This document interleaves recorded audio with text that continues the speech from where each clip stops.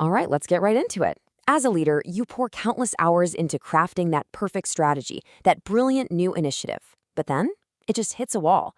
Not with a big explosion, but with a slow, grinding halt. So today, we're going to unpack the real, hidden reason your best laid plans are failing to launch. You know, it's the question that keeps so many executives up at night. You've got a smart team, a solid plan, crystal clear goals, so why does the execution just stall out?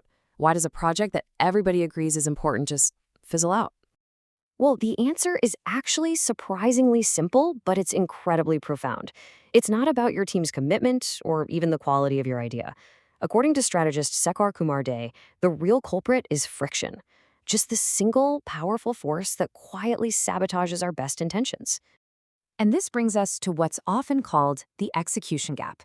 You know what I'm talking about? It's that frustrating space between a brilliant strategy on a whiteboard and the actual results you expect to see.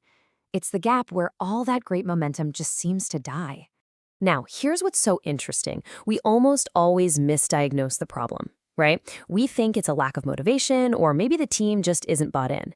But the truth is, good intentions don't fail because people are weak. We're just looking for the solution in all the wrong places. So let's talk about this hidden force. If we're going to close that execution gap, we have to first understand what friction really is. And it's not just about, logistical problems. It is a powerful cognitive barrier. Okay, so here's what's going on inside our heads. Friction is basically the mental effort it takes to start or continue a task. And when that effort is high, it creates what's called cognitive resistance. This makes our brains, which by the way are hardwired for efficiency, actively avoid the task, even when we know it's good for us or for the business. So here's the most crucial takeaway. Your team isn't being lazy or difficult. Their brains are simply doing what they evolved to do: conserve energy by taking the easiest path available. So if your new big strategy is a path of high resistance, their brains are naturally going to look for a detour. Now, this isn't just some fascinating theory. Tackling friction has a staggering, measurable impact on performance. And this is where it gets really, really compelling for any leader who's focused on results. 44%. Just let that number sink in for a second. Imagine improving your team's execution rate by nearly half. I mean, that's the kind of performance advantage that's just hiding in plain sight, waiting for you to unlock it. Let's look at the data here. A 2022 study from the Behavioral Design Lab found that by simply reducing the friction involved in a task, the rate of successful execution went up by a massive 44%. This just proves it, right? The obstacle isn't the work itself, but the difficulty of getting to the work. Okay, so if friction is the problem, it stands to reason that simplicity is the solution. This insight leads directly to a really actionable leadership strategy. It just requires a fundamental shift in how you see your role in any new initiative. This is the core principle. Your number one job isn't just to set the direction, it's to clear the path. You need to become an obsessive friction remover. Your whole goal is to design processes where doing the right thing, the strategic thing, is the easiest, most obvious choice your team can possibly make. So what does this actually look like in practice? Well, high friction is that 10-step approval process for a tiny expense, or that clunky, confusing software that everybody hates using.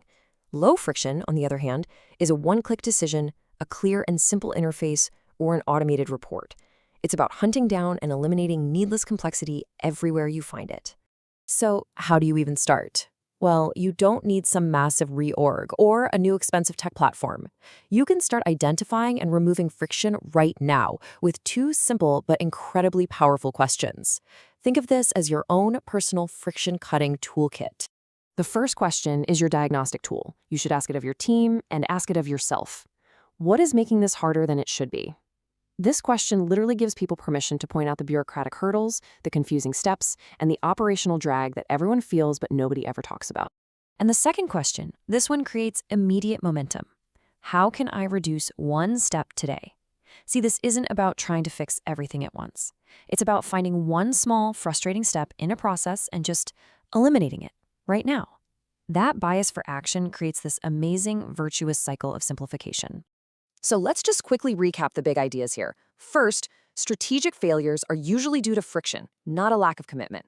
Second, remember that friction is a very real cognitive barrier that our brains are programmed to avoid.